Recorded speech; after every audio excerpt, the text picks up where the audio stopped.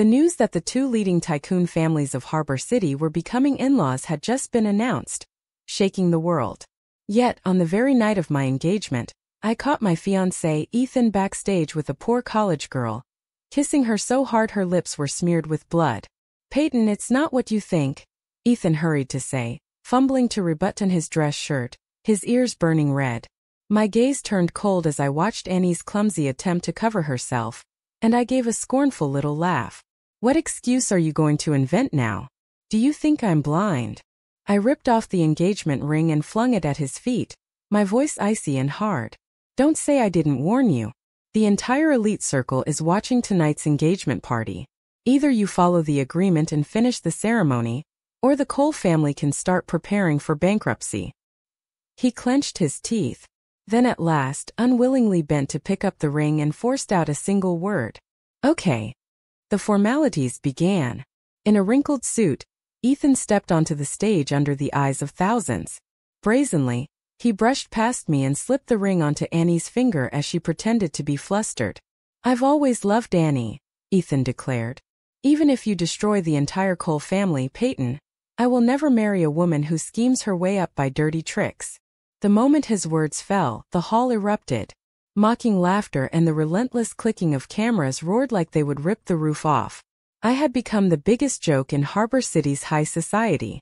Watching him lower his head to kiss Annie, my so-called rival, my heart went utterly cold. Since he betrayed me first, he can't blame me for being ruthless. The next morning in my office I stared at my phone. The top 5 trending searches were all swallowed by last night's engagement fiasco. Under the hashtag Harbor City Crown Prince defies arranged marriage for love. I smiled. This was exactly what I wanted. The louder the uproar, the harsher the backlash would be for Ethan and Annie later. The truth is, I had been reborn back to yesterday. In my previous life, when I saw them kissing backstage, I choked on my own tears and, for the sake of appearances, helped Ethan cover it up. I quietly faked an illness to withdraw from the engagement party. I never imagined Ethan and Annie would tamper with my car, causing me to die in a crash on the spot. I sank into the sofa as memories surged back in fragments. 5 years ago, the Cole family stood on the brink of bankruptcy. At an auction, Ethan raised his paddle recklessly, desperate to keep their last ancestral building. The entire room waited to laugh at him, but I alone saw the stubborn refusal in his eyes. I stepped in, bid for that building, bought it, and then handed it to him without hesitation. Back then he had nothing. Treating me like a drowning man clutching a life preserver, he knelt at my feet and swore, "Peyton, as long as you're willing to help the Cole family, I'll do anything for you." I smiled faintly and helped him up. "Fine, but you have to marry me." I thought we were each other's destined salvation. Using the resources and connections of the Torres family, I helped him rebuild a business empire. I taught him how to become a real businessman. From a shaky small firm on the verge of collapse, the Cole family grew into a leading multinational conglomerate. But once he was secure, Annie appeared. In my past life, I didn't think he would go this far, so I only gave a perfunctory warning. "Ethan, I don't need to tell you how important this marriage alliance is. I hope you'll know where to draw the line." He toyed with his teacup, answering coolly, "Don't blow this out of proportion. I only see Annie as a little sister. She's in a tough spot. What's wrong with helping her a bit?" At that moment, I should have realized that Ethan was no longer the fallen young heir. He once had been the one who needed me. I should have seen that he was eager to break free from my control. If I had recognized it sooner, maybe I wouldn't have wasted an entire lifetime in vain. But this time I would never allow them peace. What I wanted wasn't just to break off the engagement. I wanted Ethan to be ruined in both name and body, and I wanted that shameless pair to never again hold their heads high. The office door slammed open, cutting through my thoughts. Ethan stormed in, fury radiating off him, with Annie carefully trailing behind. I glanced at him with indifference. "What is it?" I asked flatly. Without a word, he pulled a stack of documents from his pocket and threw them onto my desk. "End the engagement," he said casually, pulling Annie down to sit beside him. "Let's part ways peacefully and at least save each other some dignity." I let out a cold laugh. "Ethan Cole, do you even deserve to say something like that? Last night at the engagement party, you humiliated the Torres family in front of everyone. Where was your concern for dignity then? I stood bracing my fingertips against the conference table, my gaze like ice boring into him. You didn't just destroy an engagement party. You destroyed 3 years of strategic cooperation between our families. You jeopardized the entire commercial landscape of Harbor City for the next 5 years. Do you really not understand that? He smirked and leaned back arrogantly on the sofa. Of course I understand. In your eyes, Peyton, everything is always about profit. Even our engagement was just another calculation. Annie tugged lightly at his sleeve, her voice weak as a mosquito's buzz. Miss Tawes, please don't blame Ethan. It's all my fault. I couldn't control my feelings. Shut up. I cut her off sharply. This isn't your place to speak. Annie's face went pale and she immediately fell silent. The sight enraged Ethan even more. He shot up from his seat, pointing his finger at me. Peyton Torres, that's enough. Don't think that just because you helped me once you can control me for the rest of my life. I'm telling you, every single day with you has been suffocating. All the banquets, all the toasts you forced me to attend to strengthen your empire. Do you think I don't see it? To you, I was nothing more than your most obedient chess piece. Each word stabbed into my heart like a dagger. I drew in a deep breath and lifted my head to meet his eyes. So, Ethan, in your view, from the moment I bought back your ancestral building, I was already using you. When I hired a private jet to bring in the world's top doctors to diagnose your mother, that was just an act. Tell me, Ethan, do you even have a conscience? His eyes flickered, betraying a moment of panic, but I laughed bitterly. Ethan Cole, I'll ask you one last time. Did you ever love me? He cut me off before I could finish, his face twisting with anger and impatience. Satisfied now? Do you need to hear me say these sappy words before you'll let go? Then, with deliberate provocation, he grabbed Annie's hand, resting his other palm on her stomach. But things are different now. Annie is carrying my child. I have to take responsibility for her and the baby.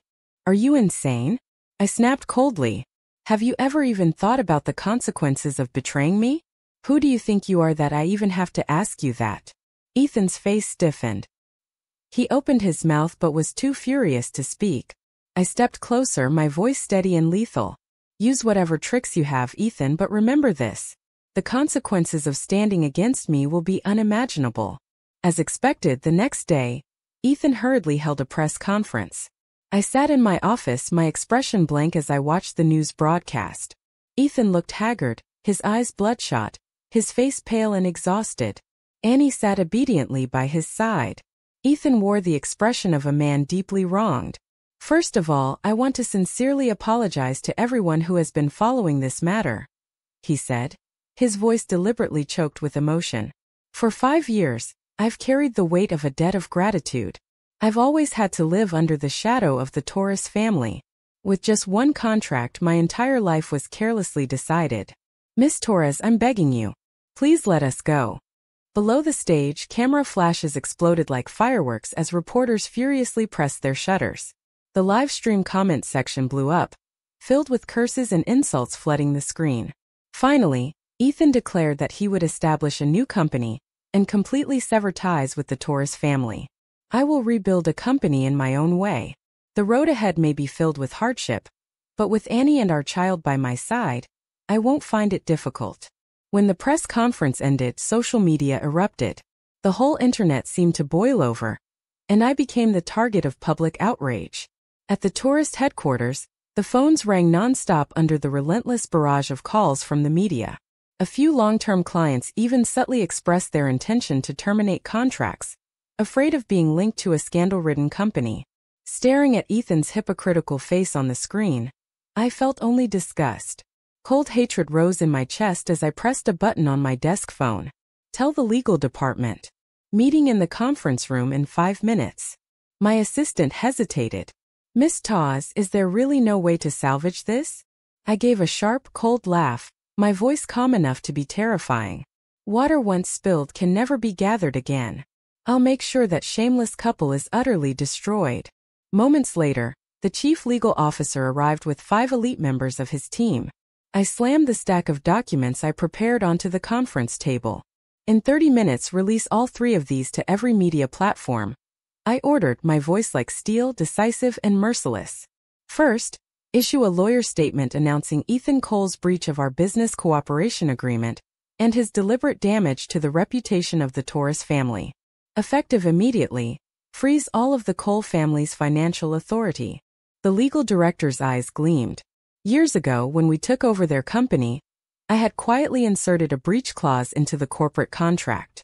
I had raised him to the top, so I certainly had the power to drag him down from the very peak. Second, I continued coldly. Contact every media channel we partner with and publish this financial report. Under the harsh white lights of the meeting room, I spread open the first report, the glaring red numbers blazing on the page. Ethan embezzled $2.8 billion. Of that, $1.6 billion was funneled into a shell company under Annie's name. The screen shifted to the next chart. The Southeast Asia project he insisted on funding last quarter lost $9.2 billion in just 3 months. And the contractor? A distant relative of Annie. The finance director drew in a sharp breath.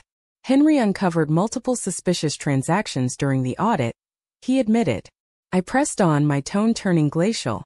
Release this cooperation contract to the public as well. From the initial $3 billion investment 5 years ago that saved the Cole family, to quarterly operating capital injections, to arranging the world's top medical team for his mother, even down to every tailored suit and luxury watch he wore to events. Over 5 years, the Torres family has poured more than 10 figures into the Coles. Let the world see the truth. My grip tightened, snapping the pen in my hand in two. Let everyone see who the real ungrateful betrayer is. Bookmark. The team immediately launched into action. 30 minutes later, the hashtag Ethan Cole ungrateful traitor shot straight to the top of the trending list. Soon after, headlines exposing Ethan's embezzlement of company funds and his shameless indulgence of a college mistress flooded financial forums. Influential bloggers shared the news in droves, harshly condemning his unethical behavior. Public opinion shifted a full 180 in an instant. I stood before the glass window of the Torres building, watching the storm I had unleashed sweep across the city. Calmly scrolling through my phone, I saw Ethan had called me more than 30 times. I rejected every single one. Then came the flood of frantic text messages. Peyton, you're disgusting. You want to use such a lowly trick to force me to compromise? Dream on. So what if I spent a little company money? You're rich. Why are you so petty? Come forward and clarify that you slandered me or I'll never forgive you.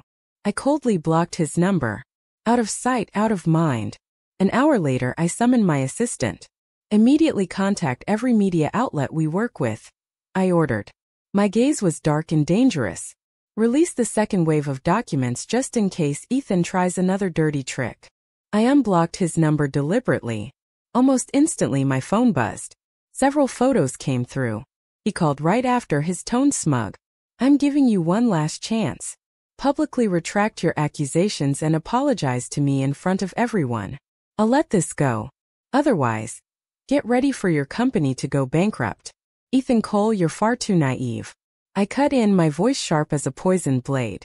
You think a few photos could turn the tables? Do you take me for a fool? He choked, his panic obvious even through the phone. I laughed coldly. You'd better pray you never recorded any of those bed scenes, because if you did, tomorrow the whole city will enjoy a special performance starring the young master of the Cole family and his mistress. You wouldn't dare, he roared. When did you ever? He froze mid-sentence as if realizing something. The rest stuck in his throat. His voice shook with disbelief. You've been watching me? I didn't answer directly, only murmured. Every bit of this is the mess you brought on yourself. You and Annie lost in each other backstage at the engagement party, in the car, in the hotel room. Did you really think wiping the cameras would erase everything? His expression collapsed into despair, spitting curses through the line. I hung up without hesitation and turned to the legal department. Prepare for the Cole family's bankruptcy. And one more thing, get me Annie's file. I want her to understand what happens when she crosses the wrong person. Her background was filthier than I'd imagined. My assistant spread the dossier across my desk, and I sneered at the photos. The little pure college girl who pretended to be innocent before Ethan was nothing more than a caged canary kept by a wealthy real estate tycoon. Her hotel records could fill an entire magazine. Should we handle this, Miss Tawes? My assistant asked softly. I smoothed my skirt. First, verify every piece of jewelry and property she's accepted. Then contact Mr. Wong, the real estate mogul. Tell him I have something his wife would be very interested in. That night, Annie was dragged out of a hotel by Mrs. Wong and her group of socialite friends, screaming Ethan's name hoarsely.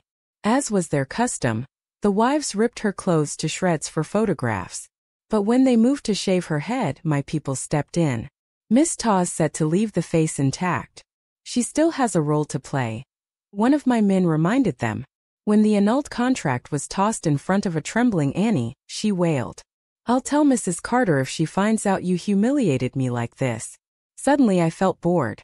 Tangling with such cheap trash only lowered my class. Without even watching her pitiful act, I touched the earring on my lobe and said flatly, "Teach her the rules." 2 bodyguards pinned her arms. Annie's fake lashes were already smeared with tears. "You can't do this, Mrs. Carter." Her words were cut off by the crisp crack of a slap.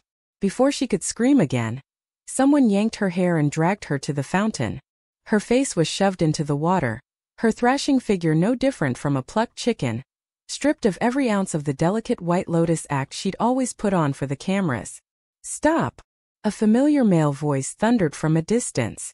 Ethan strode quickly into view, polished Oxford shoes striking hard against the pavement. Even his once perfect tie was now crooked. Ethan rushed forward, helping Annie up, cradling her protectively before turning to glare at me. "Peyton, are you insane? Annie has a weak heart. Are you trying to kill her? Is the Taurus fortune so desperate that you'd go this far over just a few billion in capital?" I narrowed my eyes dangerously. He seemed to have forgotten his place. "Ethan Cole, who gave you the guts to lay hands on Taurus assets? Perhaps I've been far too lenient with you all these years." My voice was quiet, but I saw his Adam's apple bob nervously. Still, he stood stubbornly in front of Annie, the eyes that once captivated me now burning only with hostility. "Peyton," he demanded, his tone taut, though he struggled to keep up his bravado. "What do you want? Money, power? Or do you want me on my knees begging you?" I stepped closer slowly, lips curling in a faint smile. "What do I want, Ethan? Do you still not understand?" Suddenly, Annie broke free of his arms and stumbled toward me. "Miss Tawes, it's all my fault. If you want to punish someone, punish me. Please don't make things hard for Ethan." Her fake act made me sick. I raised my foot and kicked her. She collapsed to the ground like a severed kite, a cry of pain slipping from her lips. "Annie!" Ethan shouted, eyes bloodshot as he swung back toward me. "You're insane. Completely insane." I crouched on one knee, staring straight into his eyes. "Ethan Cole, when you embezzled company funds, did you never consider the consequences?" His pupil shrank sharply, his throat working nervously. I suddenly gripped his chin hard. "Did you really think my money was that easy to steal? That I would continue to indulge you as I once did?" He gave a low groan of pain, but still refused to bow his head. That stubborn expression for just a fleeting second reminded me of the proud young man from 5 years ago. But those days were gone. I let him go, straightened, and smoothed the sleeve of my suit jacket. Right now, the Cole family owes $23 billion. Add to that the deficit under Miss Annie's name, and the total is $25 billion. Tell me, Ethan, when do you plan to repay it? His jaw tightened. By forcing the debt now, you want to bankrupt the Cole family? What else? I laughed coldly. You dared to betray me, so you'd better be ready to face the consequences. Annie suddenly lunged forward again. "Ethan, don't give in to her. Get out." He snapped, shoving her aside. His eyes brimming with restrained fury, locked back onto me. "Peyton, let's talk in private." I pulled open the car door without another glance. "There's nothing left to talk about between us. Every bit of this you brought on yourself." The Rolls-Royce engine roared to life. In the rearview mirror I saw Ethan slam his fist into the wall, blood spreading across the gray concrete from his knuckles. The next day, the news of the Cole family's bankruptcy exploded across Harbor City's business world like a bomb. I sat in my office utterly calm. "Miss Tawes," my assistant reported hesitantly. "Mr. Cole has been waiting in the lobby for 6 hours."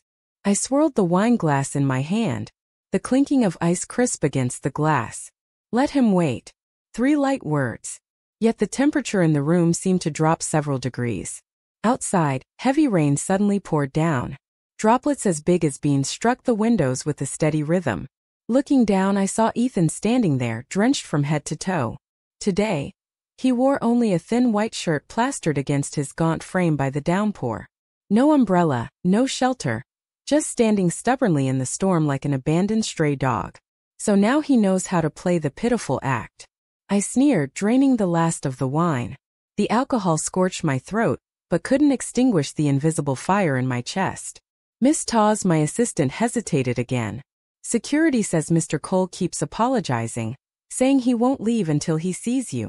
Then let him keep standing there, I said, setting the empty glass down hard on the desk, and inform security.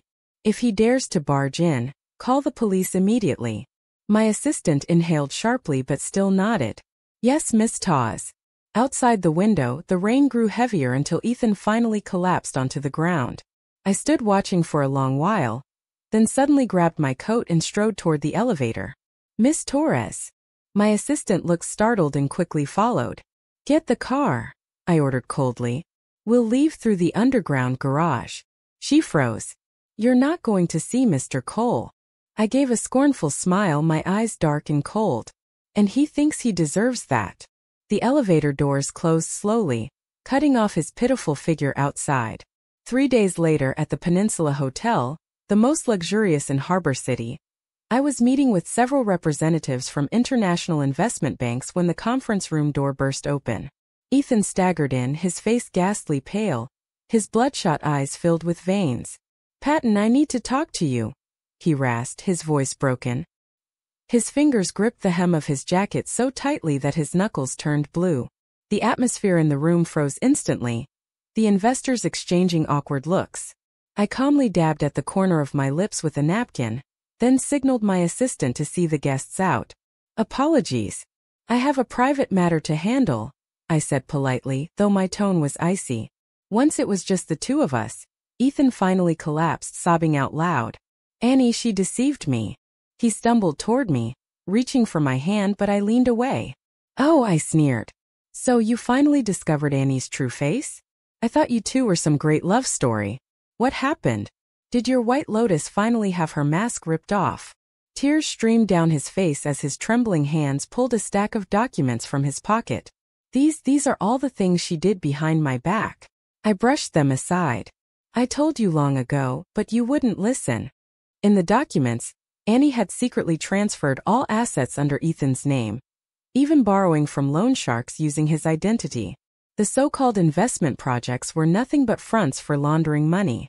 Most ironic of all, attached were intimate photos of Annie with other men, spanning from before she ever met Ethan to the present. He was only now realizing how thoroughly he had been played. So what? I tossed the file back at his chest, my voice flat and terrifying. Is this your excuse for betraying me? Ethan dropped to his knees on the floor, crying so hard no sound came out. I'm sorry, Peyton. I know I was wrong.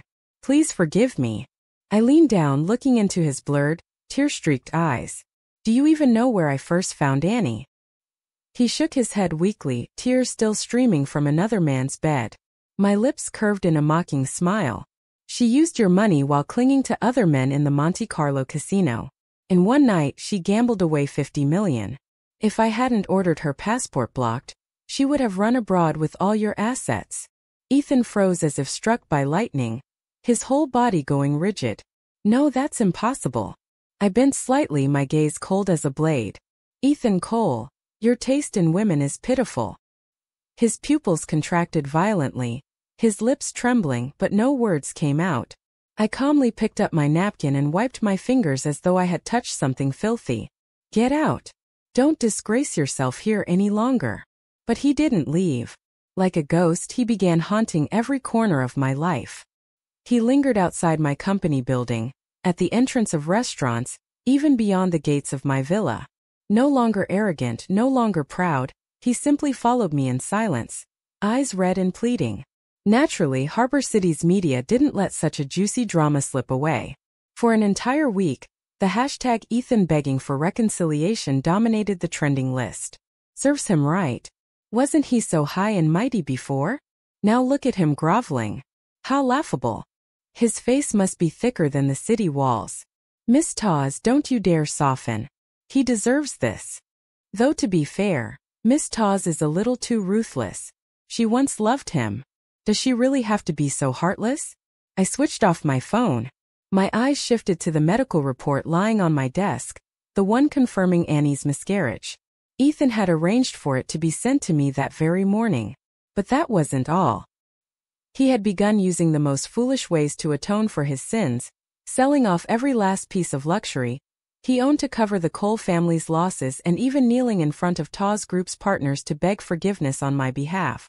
Miss Tawes, Mr. Cole is here again for the 10th time, my assistant reported as I was reviewing documents for the acquisition of another company. He says he's ready to sign over his shares. That single piece of paper meant the Cole family would completely fall under the Torres name. The lifelong work of his father would become nothing more than a piece of my business empire. I paused briefly, then said, "Let him in."